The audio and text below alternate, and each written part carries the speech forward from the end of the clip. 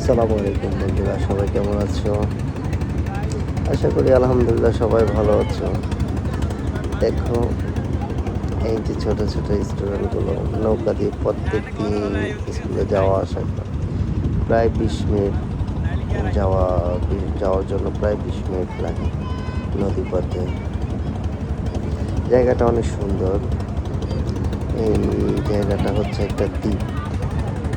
দ্বীপের মধ্যে ওদের ওদের বসবাস। সব সময় চারদিকে নদী, সবসময় ওদের চারপাশে পানি আর পানি। আমার কাছে খুব ভালো লাগে জায়গাটা। খুব বিউটিফুল প্লেস। শুধু এখন পানি আর পানি, যেহেতু এখন বর্ষার মৌসুম সেহেতু পানি বেশি হয়, এটাই স্বাভাবিক।